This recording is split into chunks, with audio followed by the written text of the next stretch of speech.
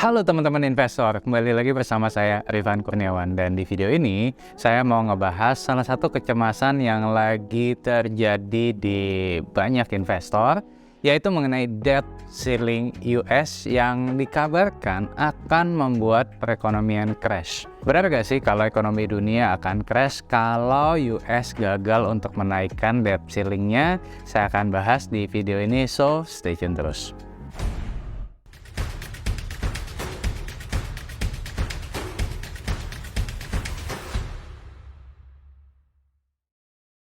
Oke, nah jadi beberapa waktu lalu banyak nih teman-teman investor yang mengirimkan DM ke saya mengenai debt ceiling US ya. Kira-kira pertanyaannya kurang lebih seperti ini. Rifan, saya lihat di beberapa video YouTube ataupun berita mengenai Amerika yang udah di puncak hutangnya. Dan dikabarkan Amerika ini akan gagal membayar hutangnya sehingga ekonomi dunia akan jatuh.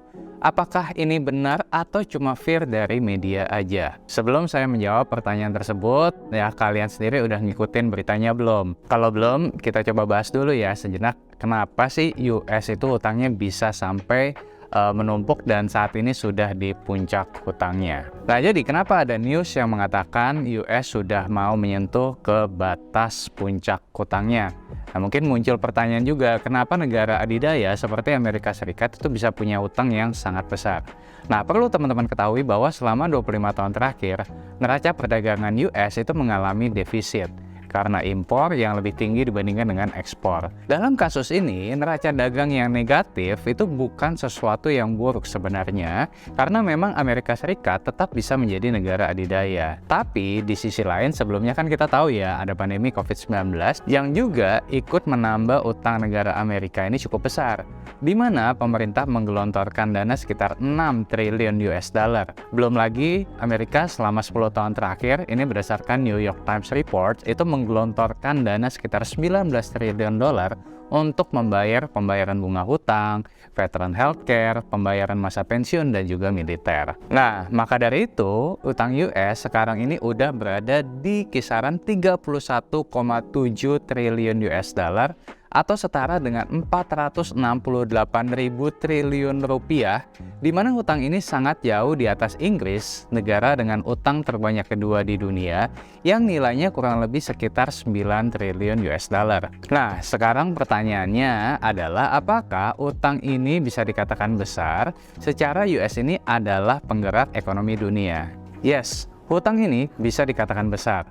Nah, untuk melihatnya sendiri, kita bisa pakai perbandingan antara hutang dan juga jumlah GDP yang dimiliki oleh masing-masing negara. Sebagai gambaran, di tahun 2022, debt to GDP ratio Amerika itu ada di sekitar 129%, di mana United Kingdom atau Inggris tadi ada di kisaran 100%-an, Jerman itu agak kecil ya, sekitar 66%-an, Prancis ya itu ada di kisaran sekitar 111%, ya, sementara di Asia Tenggara sendiri misalkan ada Malaysia itu sekitar 60% dan Indonesia itu sekitar 41%. Pertanyaan yang selanjutnya adalah dengan isu yang ada, ya kira-kira dampak yang dihasilkan ini akan seperti apa kalau Amerika Serikat gagal bayar? Well, jika surat hutang Amerika yang dianggap sebagai safe haven oleh banyak bank sentral di seluruh dunia ini gagal bayar, ya memang bisa terjadi kepanikan yang luar biasa. Ya, karena sepanjang sejarah modern Amerika Serikat itu tidak pernah mengalami gagal bayar. Dan jika memang sampai terjadi, maka dampaknya akan parah karena US dollar adalah mata uang dunia. Bahkan Janet Yellen, ini Menteri Keuangan Amerika Serikat, itu sendiri mengatakan bahwa kegagalan hutang kami ini akan menghasilkan bencana ekonomi dan keuangan. Nah, untuk informasi teman-teman, jika batas utang tersebut sudah tersentuh, maka Amerika Serikat itu tidak boleh mengambil utang lagi sampai debt ceiling tersebut dinaikkan. Nah, untuk menaikkan debt ceiling tersebut, ini harus melalui persetujuan Kongres atau DPR-nya Amerika Serikat. Nah, masalahnya adalah Presiden dan mayoritas anggota DPR-nya ini berasal dari dua partai yang berbeda dan memiliki pandangan politik yang berbeda pula. Nah, hal ini yang menyebabkan pengesahan kenaikan debt ceiling menjadi tidak mudah. Namun, kalau saya pribadi percaya bahwa Kongres akan menaikkan limit hutangnya. Kenapa?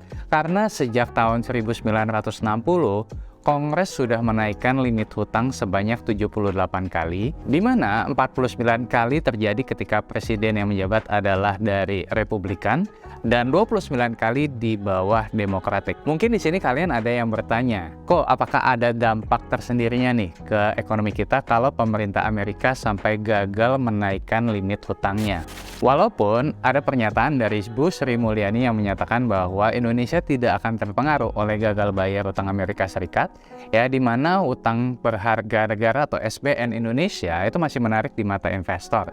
Prospek ekonomi juga masih bagus, ya, serta inflasi yang masih terjaga membuat ekonomi Indonesia bisa dibilang tetap aman. Nah, memang secara harfiah itu benar, tapi saya sendiri punya pandangan yang perlu kita cermati sebagai seorang investor mengenai kenaikan ambang batas utang dari Amerika. Nah, dampak secara langsung itu memang tidak ada. Tapi secara paralel efek, ya, atau dampak tidak langsung itu bisa tetap terjadi.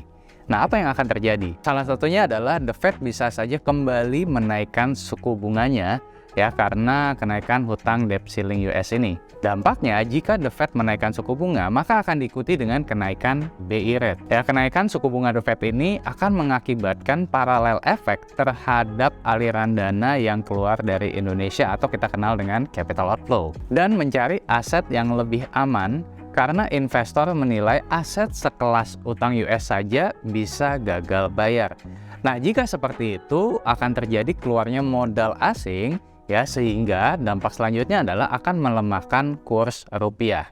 Nah, sektor yang berpotensi terkena dampak gagal bayar utang US itu diantaranya misalkan sektor seperti keuangan atau perbankan, industri yang berorientasi ekspor, ya, mulai dari tekstil pakaian jadi, alas kaki, furniture, kimia, dan barang tambang atau CPO, ini bisa terkena dampaknya.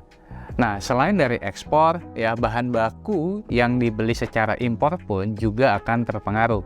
Jadi beberapa emiten yang raw materialnya itu kebanyakan atau sebagian besar dari impor, kemudian yang margin keuntungannya tipis, ini akan terkena dampak juga dari naiknya debt ceiling dari US. Jadi teman-teman silahkan review lagi, ya, laporan keuangan dari masing-masing emiten, ya, apakah akan terkena dampak dari isu debt ceiling ini. So, itu tadi pembahasan kita mengenai debt ceiling dari US. Ya, kalau kamu sendiri punya pandangan tersendiri nggak mengenai permasalahan ini? Kalau misalkan ada, silahkan tulis pendapat kamu di kolom komentar. Anyway, kalau kalian suka dengan video ini, jangan lupa untuk klik like, subscribe, share, dan juga nyalakan notifikasinya supaya nggak ketinggalan video saya yang lainnya. Akhir kata, salam dari saya, Rifan Kurniawan, Indonesia Value Investor. Sampai jumpa di video berikutnya. Bye-bye.